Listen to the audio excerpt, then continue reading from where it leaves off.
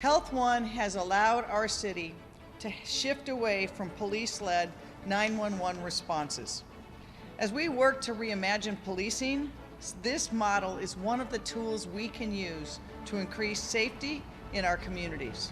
And that's Mayor Jenny Durkin right there talking about the Health One unit, the second one now hitting the streets in the U District. These units, of course, provide specialized outreach on non-emergency medical complaints and behavioral health issues, social service needs too, especially to people who are homeless. The city celebrating the growth of that program, but looking over its shoulder at the growing support for Compassion Seattle, the proposed city charter amendment that would change the way Seattle deals with homeless encampments. So we're going to be talking about Compassion Seattle. We're going to talk about work on a tenant's Bill of Rights, and we're going to talk about Lower Queen Anne. Oops, sorry. I mean Uptown. I promise I'll change on that one. Neighborhoods getting renamed. Mass hysteria. So much to consider here on Seattle News, Views, and Brews, your coffee break political podcast. I'm Brian Callanan here with you, a host on Seattle Channel, and the views expressed here are my own. My co-host is the newly vaccinated Kevin Schofield of Seattle City Council Insight. Kevin, I know you just got your first shot recently. How are you feeling? Half vaccinated. Right? You're getting there. First shot they say isn't so bad, and it wasn't really that bad. No, I didn't think so either. Now I have 3 weeks to gear up for the second one. That's right. All right. I got my shot too, and it felt good. I know we're getting there. I just wanted to say thanks to all the crews that are out there doing that, because it is an overwhelming amount of people that are out there getting their shots right now. Keep up the good work in the healthcare field, everyone. Big thanks also to City Grind Espresso, our background noise sponsor for the audio podcast. Please support them and all their small businesses too. Thanks also to our patrons. We haven't seen too many new folks jump on board in the past few weeks. We would love to get your support if you're able to do that. Please give at any level you can. We're trying to encourage giving at the $10 level if you're able to. And with that, you can get your very own Seattle News, Views, and Brews coffee mug there. These are awesome. 11 ounces of goodness right here. Our patrons are sending in great photos of these, and we call this our mug shot of the week. But this week, I'm going to put my own mug on there, Kevin, with a little something special inside. The photo I have right here, my mug with my magic vaccination card. That one is coming up for me, that second shot on Cinco de Mayo. And I'm not sure if the CDC recommends getting tequila shots after a COVID shot, but I will I'll be responsibly celebrating, I promise, as we make our way out of the COVID Pfizer crisis. And tequila. I don't know. Yeah. I don't know. They haven't studied a lot of it yet. I mean, Moderna and tequila. Maybe I'm the test case. I don't know. Yeah. Who knows? All right. So please do give us your support on Patreon. Get yourself a mug as well. We are working to send this to all of our patrons eventually, so we would love to have you on board. Thanks finally to Converge Media, which runs the video version of our podcast on their YouTube channel Wednesday nights at 7 o'clock. Let's get things going with Right Here, Right Now. Well, the Seattle City Council has plenty on its docket here in the second to last week of April, working on some more assistance for city light bills for folks, updating their surveillance ordinance. Some of the biggest news, I have to say, though, this week, kids heading back to in-person school all across the Seattle School District. However, there's one school in particular with a little bit of a spotlight on it, Meany Middle School on Capitol Hill. Go Mountain Lions, great mascot choice there. Meany is right next to a homeless encampment in Miller Park that the city has been working to clear out as kids head back to class. As we are recording the show, it appears, I should say, that just about all the people camped there have been moved into other shelter options, including hotels, some tiny house villages too. Kevin, your thoughts about what's been happening at Miller Park? I know the school board was not terribly supportive of the idea of sweeping those encampments, but the city, I think, was feeling some pressure to step in. Well, yeah. So, it's an interesting situation there because there is basically a campus there, and it's got Meany Middle School, it's got Miller Park and Miller Playfields, and it's got a community center there, right? And a lot of the main entrances to those facilities actually go through the park to get there, right? So, what the city said is they felt like they really had a responsibility to make sure that there was safe and accessible access for kids coming into school. Now it's opening, on Monday. Yeah. And they've been working for several weeks to offer alternative shelter to the people who were camping in the park there. Sure. Yeah. And, as of last Friday, I think they were down to like 6 people left. They'd managed to move, I think, 30 people out of the camp by them. And they had, real offers of shelter in the navigation center and in other places for at least those 6 and maybe an additional 5 people who kind of seem to be sort of moving in and out of the Miller Park, encampment from time to time. Right. So, I think everybody is trying to make the right thing happen. Sure. Right. Right. But, it's a complex situation. It is. And I think about this looking ahead because the CDC's guidelines are still pretty clear to cities here when it comes to not trying to move these camps around in the era of COVID. And unless Seattle magically found 3,000 housing units in the last week, I haven't heard about. I know this is still going to be a challenge here. I think we're going to see some more of these encampment clearouts to be a challenge in the weeks ahead as we emerge from COVID. It feels like we're kind of going through some of those growing pains. I'm looking for the right phrase there, but we're going to see some more of these type of issues ahead. Well, and certainly not at the pace that it was at, even just a couple of years ago, right? Before COVID, right? They've really dramatically reduced the number of these. I mean, the number of ones they've just done in the last month, you can basically right. The amount of count sweeps, on one, count on one finger, basically. Right. Or maybe 2 fingers. And so they're being super, super cautious about doing as few of these as possible. But this is a case where the city said that they've responded basically once a week to, emergency services have had to respond there to either some kind of medical emergency or they've fire had a lot of calls. or something ongoing there. So, there have been just ongoing issues with the encampment there. And the city felt like, it was enough of a risk and enough of a hazard that they needed to do something before the school opened again. Yep. Which brings us to our next topic here. Compassion Seattle, the citizen-led proposed city charter amendment to codify how Seattle deals with homeless encampments. An updated version of this released last week, as well as some cost projections there too. Kevin, what jumped out at you? There were a few differences in the language that the proponents of this measure have put forward. What are you seeing there? Yeah, so there's 2 big things that changed in there. One is, around the most controversial part of this for a lot of folks, which was, the statement in the original version that, that the city was, committing to a policy of keeping its parks and open spaces free of encampments. They reworded that to try to strike a little bit of better balance. So I can just read for just a sec what it says now. I was going to ask. It's a city's policy to make available emergency and permanent housing to those living unsheltered, so that the city may take actions to ensure that parks, playgrounds, sports field, public spaces, and sidewalks and streets remain open and clear of unauthorized encampments. Right. So, it's saying, we're going to balance policies, procedures, so that we can balance the city's strong interest in keeping public spaces clear of encampments and the possible harm to individuals caused by closing encampments. So it's really that was different language there for sure. This is tough. Let's find the right balance. And the other thing that this new version does is it has a sunset provision. So it expires on December 31st, 2027. Right. So it's basically got a 6-year run to do this. And it doesn't mean it won't be, renewed at some point in the future. It might be if we, haven't solved this. And quite frankly, I don't think anybody believes we're going to solve homelessness in the next 6 years. I think lots of people would like to say, hey, optimistically we could do that. Right. But I think most people are skeptical that it's really going to happen. And I see the proponents here really trying to thread that needle between the people who are saying, all right, we need to make sure that we're taking care of all these people, getting them into shelter. But I think there are some people in the Seattle is dying crowd, if I can use that phrase, who are saying, bring back the sweeps.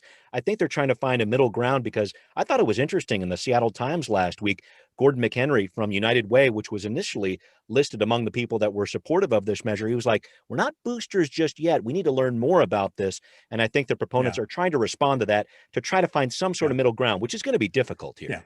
And then, the other big question is the funding, as you mentioned. Before, absolutely. Right? Yes. Thank you. And, there are 2 camps. There's one camp that says, hey, this is an unfunded mandate. They haven't specified enough money. Right. At least some of the proponents of this have said, we can just the city's got enough money. It can just reallocate money from other things to spend on That's this. right. But, they haven't said what should be reallocated. Right. They've just put out a percentage number there. Reallocating means taking away money from something else. And until you're actually going to say, here's what we should take money away from. It's not really a legitimate claim. Right, right. I think about that too. You can pass a charter amendment, and if indeed this does get on the ballot, and if indeed it does passes, it does pass. It'll be presented to the mayor and city council. Passing a charter amendment is one thing, but interpreting it as a city council member or a mayor is another. Do you see what I'm saying here? I think Yeah, there's a few yeah. different ways to look at this language, and like you say, where's the money going to come from? That's a huge piece of it, and just how's it executed at the city level. I think that's a tough part of this too. Yeah, and especially, with the move to move more of the city's homeless response to the regional authority. Yep. Right. I was just That's going to say, they now have a CEO in place there. Mark Dones. They, Yeah. last week he just put forward a proposal for, starting to staff up. Yep. His critical sort of, C-suite of, of top level managers in the organization, so they can really start moving forward. And, and the city is supposed to transfer a lot of its responsibilities from the Human Services Department over to that. So, there's talk from, Tim Burgess and the other folks who are proponents of this. Compassion Seattle. There's language in it that says, hey, we're fully supportive of that. On board with the idea of King County doing that. But, but sort of the fallback is, if the regional homeless authority doesn't step up and really start solving these problems, right, then the city still has a responsibility to do it on its own. Yeah, that's the tough part though, because we've heard for so many years Seattle can't do it on its own, and here we are potentially Seattle trying to do it on its own. That's a kind of built-in challenge to this too. Right. Yeah. And does that mean we have to fund both? We have to keep funding the regional thing, and we have to fund our own thing, right? Yeah. Ooh, man. There's a few more questions on this one, but we're continuing to uncover them here on Seattle News, Views, and Brews. You can count on us for that. And we're going to move on to our next segment here. Now hear this. All right, folks, if you're keeping score at home, we have an eviction moratorium still in place at the city and state level. It's scheduled to expire on June 30th. What happens then? Good question. City Council member Tammy Morales from District 2 is trying to do something about this. She is working on a tenant's bill of rights. The first order of business, closing what she calls a loophole. If you rent month to month, the landlord has to give you a reason here in Seattle why you're being evicted, a just cause, as it's called. But if you're on a fixed term lease, 6 months or a year, the landlord does not have to give a cause for not renewing it. So Councilmember Morales says she's trying to stabilize our rental market here and not have a negative impact on rental property owners. Here's what she said last week. Neither this nor any tenant protection is about making things harder for landlords. That's not what we're trying to do here. It's about trying to make life easier and more stable for people in Seattle who rent their homes. So, Kevin, we have touched on this issue before, and the city has definitely used the phrase tenant's bill of rights for many years here. But the push is on right now during the COVID pandemic. Councilmember Morales says she wants to have this rolling out of committee next month, is really trying to get this done before that June 30th eviction moratorium deadline. What do you think about this, what she's talking about? Well, at the end of the day, for this particular one, it's going to come down to the question of whether it's legal, right? And Federal Way, has they're trying to copy what Federal Way has done in terms of requiring all fixed term leases to actually roll over into month to month, or require the landlord to offer renewal 30 to 60 days in advance of the end of it. Right. And so the question for those is going to be, well, I mean, essentially what you're saying is the two parts of this. One is you're saying tenants have a right to continue on the lease indefinitely. But landlords don't. Right. And does the city have the right to meddle into a contract? Right. So there's a question. There's a question from property rights, right? Is it a fundamental property right for a landlord to end a lease agreement? Right. And there are legal arguments that say it is, and those get debated in court as to whether that the courts agree with that or not. Right. And then there's a question about contracts, right? If is this impairing contracts, which government under the U.S. Constitution and the state Constitution, the government is not allowed to do. Right. Is it impairing contracts to say, no, you actually have to continue on this contract, right? You can't end it. Right. I keep hearing about this as closing a loophole, but I think it's a lot more complicated than that. Would you say? Because I think we're likely going to see some more legal activity from landlord groups, or what's next here? Yeah, I mean, there's going to be, whether it's a loophole or not is certainly something that you can argue. And debatable. And, yep. And you could argue the landlords certainly have more power in terms of saying, like, how long of a lease is this going to be? Yeah. Right. Right. Okay. They can say, I only want a 12-month lease. And the tenant advocates say landlords use that as a way to do basically no fault eviction every 12 months. Right. So they can, reoffer the place, get a better tenant if they want, or, charge more money under a new lease, or all those different things. Right. So, and so that gives them much more leverage than tenants, and potentially, causes tenants to have to move every 12 months. Yeah. Right. That's, and that's super tough on tenants. Right. So there's really interesting perspectives on both sides of this. Agreed. And the courts are going to have a tough time. It's really hard to say how the courts are going to resolve this. Yeah, it's an important issue in Seattle, and I know all across the country, but I know the stats show we officially have more renters living in Seattle than homeowners right now. So something we're going to be keeping a close eye on. It's a big story. I think there's a very good chance that, the city council will pass something here. And if they do, it's almost certainly going to end up in court. Right. It's going to be one more of these issues that just ends up in court for months or years. That Kevin loves to follow. I was going to add to that. This committee vote is happening on May 25th, and I know you're going to be waiting for that one, sir. I do want to talk about something, Kevin, you reported in SCC Insight last week. The city council making some modifications on its jumpstart payroll tax on large companies in the city. The city's saying, hey, we got some feedback from our local businesses, so we're making these changes to cover what happens when you have an employee working inside or outside the city of Seattle. Just clearing a few things up here. Sounds nice, but I think the story behind the story was very well brought up by you, Kevin. There's also some concern from the city from this business-led lawsuit over Jumpstart, and this is the city's attempt in a lot of ways to protect itself in court, right? Yeah, so there's a lot of stuff in the lawsuit by the Chamber of Commerce challenging this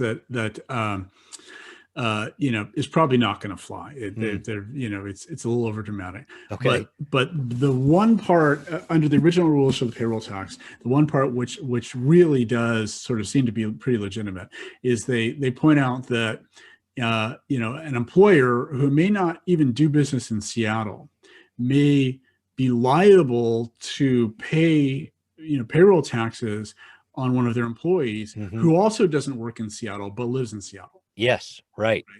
And that's probably not legal. Okay, right? yeah. So what they came back and said was, okay, we're going to give you can still follow the old rules, or you can have a new option. And the new option is that you can determine sort of the liability, the tax liability on this based on the percentage of hours that your employee works in Seattle out of their total hours worked. Yep. Right. Yeah. Which sort of brings it back to, okay, now there's a way to really prorate this to hours that are worked in Seattle. Yes. Rather than. So it's really, this is, well, they say it's all about, getting feedback from businesses. No, it's really about making sure this holds up in court. Yeah. And I guess following up on that, it feels like maybe, and tell me if I'm wrong here, that this might end up affecting fewer employees and thus bringing in less revenue to the city. Do you see that dynamic possibly happening here? I mean, you think so? Think about it, and the city council members, when they were talking about this and, right before they passed it, kind of fudged around, this point a little bit. They really danced around it. But at the end of the day, now they're giving, companies a choice between two ways to do it. And the which employers have to decide, on their entire employee base. They don't get to decide employee by employee. That's right. That's right. Rules to use. So it's like all of our employees are going to go by the old rule, all are going to go by the new rule. But you know what? They're going to pick the one that costs them less money. Yeah, right. At the end of the day. And so inevitably doing this means less revenues for the city. Wow. It's hard to say how much less revenues. Yeah. But it's going to be less revenues for the city. Right. Which, as you pointed out in your piece, part of the continuing challenge for cities, municipal governments that are trying to recover from tax revenue cratering during the COVID pandemic. So we're going to have to keep a close eye on this one too. And altogether, I mean, we have to keep in mind the city really doesn't know how much money it's going to get from this payroll. Yeah. They said something like 200 million to start with, but I don't know if it's clear. Part of it is that the highest tier, right, which is really the Amazon tier. It's like companies with $1 billion or more of payroll. Yes. Right? That's There's Amazon. There's really only one. There's Amazon, and because there's only one, the state wouldn't give them any payroll data on that. Right. So it's the tier with the highest rate, and they really have no idea how much money they're going to get from that. Wow. Right? That's well, we're going to be talking more about this in the weeks and months upcoming. So thanks for that breakdown and SCC insight, Kevin. We're going to move on to our final segment here. What's next? Kevin, I wanted to look ahead briefly at a couple of things here. First off, on Thursday of this week, we're going to find out a little bit more about what the Seattle Department of Transportation wants to do with this additional $20 license tab fee that's going to go into effect in July for everybody here in the city of Seattle. They're talking about safe sidewalks, bridges, transportation maintenance, planning ahead, a lot of different things here. I know you had some concerns about this. Break this down. What are we expecting to see there? Yeah, so if you recall, we talked about this a while back, and I wrote about this. Councilmember Peterson, while they were doing the 2021 budget last fall, increased the vehicle license fee by $20. That was something the city council could do on their own, and that will bring in about $7.2 million a year. Starting, this year, because it's gonna go into effect halfway through the year. It's about half of that, but starting next year, it'll be about $7.2 million. Yeah, and he wanted it all to go to bridge maintenance because, as we talked about before, we should be spending based on the $8 billion something dollars worth of bridges and major structures in the city. We should be spending about $80 million a year on maintenance, and we're spending like less than a tenth of that. Yeah, we're dramatically underspending it, and we've been underspending it for at least a couple of decades now. So we have an enormous backlog of maintenance, on top of the fact that the backlog is increasing every year on this. As we speak. Will this help? I mean, that's the big question. So Peterson said, hey, let's put this in place and put the $7.2 million every year towards bridge maintenance. And the other council members said, nah, we should go get more stakeholder information. Input. So SDOT went off and did that. They asked a bunch of transportation and labor stakeholders. They asked a bunch of equity-focused stakeholders. And I mean, you're going to be deeply surprised at this. The transportation and labor stakeholders said, put a bunch of money into bridges and asset management. Yes. And the equity stakeholders said, equity is the most important. So the city, in classic Seattle city style, came back with a proposal to peanut butter the money over everything. So at the end of the day, the amount of money that's going to go into, and so money would go into, you can't say any of it's really sort of bad spending. Money would go into, bike infrastructure, into pedestrian infrastructure and sidewalks. The amount of money that would go into bridge maintenance, $1.6 million a year. So I mean, the problem with this sort of thing is, and that's about the same amount that would go into sidewalks. That's about the same amount that would go into, bike infrastructure. That additional money per year is not going to accomplish anything that's meaningful or even really visible. Right. So at the end of the day, they got another $7.2 million windfall from this, and they're going to spend it in a way where we see no visible change in anything. Oof, man. I mean, I like peanut butter, but sometimes it can get spread pretty thin. Yeah. But then they get to go back to every stakeholder group and say we took care. Yeah. Hey, you got something out of this. Yeah. And nobody goes away really mad at them. Well, I tell you what, I wanted to make sure I touched briefly on something that is a big dollar issue here, at least in terms of the fundraising that's going on, and that's the recall effort against Councilmember Shama Swan. It sounds like we might be hearing some oral arguments on this very soon, Kevin. Can you talk about both sides here? Because they're starting to ramp up their war chest, a lot going on with this. So you recall April 1st, State Supreme Court came back and said 3 of the 4 charges in the recall petition can go forward. That afternoon, the petitioners filed a motion. So that lands it all back in King County Superior Court to finish off the ballot synopsis, because they got to make some changes based upon some things that the State Supreme Court said. That afternoon, the petitioners were back in King County Superior Court in front of the judge, submitting a filing to the judge saying, okay, here are the changes we'd like. Cleaned it up. Minimal stuff, like here's the minimum. And Swan's attorneys came back a week later and said, basically relitigating a bunch of stuff around the ballot initiative that they did last fall, and said we want bigger changes. And made a couple of misstatements about things that the state Supreme Court had said. And so now the Judge Jim Rogers has said, okay, let's do oral arguments. So that's coming up later this week. The date hasn't really been set yet, but it's going to be sometime this week. Okay. And, then he'll probably rule pretty quickly, because he's not, honestly, he's not going to be happy to relitigate stuff that he already decided last fall. Yeah. And, my guess is he probably knew the minimal amount of thing. He's got a couple of grammatical errors that he made in his first one. He's going to fix up. Right. But I think he's going to do the minimal amount of stuff and just jam it out. But what, Sawant and her attorneys have basically done is they've delayed this whole thing for another 3 weeks. Yeah. Right. Which is really part of the tactic. Yeah, it's part of the tactic for them. They just keep pushing this thing out. Yeah. I did want to talk about the two sides, though, the kind of building PR campaign. And we touched on this earlier, too. 41% of the money for the recall campaign comes from inside District 3, 15% from outside of the city. Almost a flip version of that, even more so for Sawant in terms of her protection campaign, if you want to call it that. 16% of those anti-recall campaign funds from inside that district, 2/3 from outside Seattle altogether. What does that say to you, Kevin? Well, it says that Sawant knows where she gets her fundraise money. Yeah, right. That's the way a lot of her campaigns have run. Yeah, and it's socialist alternative. Satellite offices in Pittsburgh. I mean, you look at where it's coming from. It's coming from Pittsburgh. It's coming from Minneapolis. It's coming from the Boston, sort of Cambridge area. Places where socialist alternative has strong local contingents. Right, they're going out and hitting up those folks, and they're fundraising like crazy. San Francisco, is another place. But one of the interesting things that it's always been hard to put a real bead on the recall campaign's finances because particularly in the early days, they had just a flood of really small donations. Yeah, those less than $10 deals. Below the threshold where they actually had to list the names and addresses of all the folks. So a lot of them are almost anonymous, and none of those could be places what district they were coming from. Right. So what happened over last month is the recall campaign went and refiled all of those and added enough information like zip code so that they could actually be tagged by district. Right. So now when you go look at the Seattle Ethics and Elections Commission reports, you now see that the number of uncoded donations is really small now for the campaign. Yeah. And that's paid attention sort to of that. balloon their in district up to the 41%. Yeah.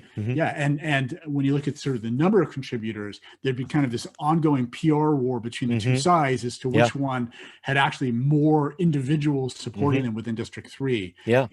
And the Swan campaign had said, it's us. We have more. You look at the reports, and we've got more competitors. And the recall campaign had said, well, we really have more, but they're not listed because many of them were small donations. Sure. But now, when you look at the numbers, it's very clear that the recall campaign, at least for the moment, has more. Considerably more. They've got about 1,350 to about 850 for the Swan. Yeah. Well, we'll watch how that one tracks because there's a ton going on with that over the next couple months. I wanted to touch on one more thing, though, Kevin. City Council passed a resolution last week to note that Lower Queen Anne will henceforth be known as Uptown. I just wanted to note that I'm going to petition to change the name of my neighborhood in West Seattle to Awesome Land, and I think I might have a good shot. Any thoughts on that? Well, yeah, I think you should give that.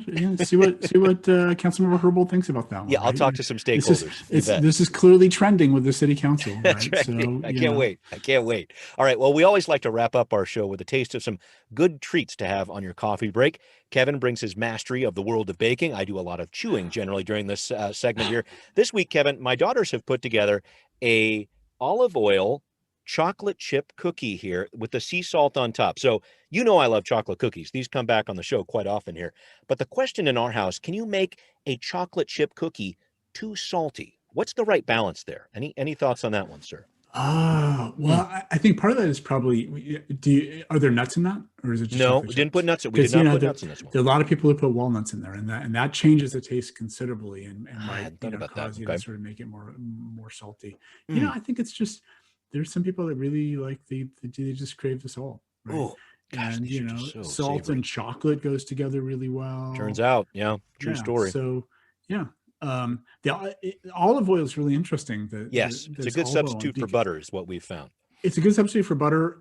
Olive oil really loses its flavor when it's cooked. Right. So if you want to use olive oil sort of as a nutritional substitute, a dietary substitute, and you don't want to taste it, it's great for baking. Right? But But if you're really sort of craving that olive oil flavor, it's not. So yeah, like, you're right. It's not there. Yeah, if you're using olive oil in like cooking pasta or something like that, you don't actually want to sort of put in the olive oil when you're actually cooking it. You want to drizzle it on right at the end, because that's the only way you're ever going to taste it. Get that extra taste. Okay, now I know. We'll try that on top.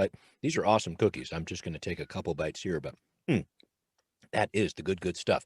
Kevin, thank you so much. I always appreciate the insight here. And if I could pass this cookie to you, I would, because if you could, I'd take it. I know. Really good. All right. Well, thank you, sir. Thank you to all of our patrons. Also, please do support us on Patreon. $10 a month if you can, and get your very own Seattle News, Views, and Brews coffee mug. We'd really appreciate it. Thank you to everybody for listening to Seattle News, Views, and Brews, where you can always find out what's brewing in local politics. Subscribe on iTunes, Spotify, wherever you listen. Again, please do support us on Patreon. If you like what you're hearing, we really could use your support. Thank you so much for watching on Converge Media 2. We will see you next time. Seattle News, Views, and Brews is an independent production of Callanan Media Services. Copyright 2021.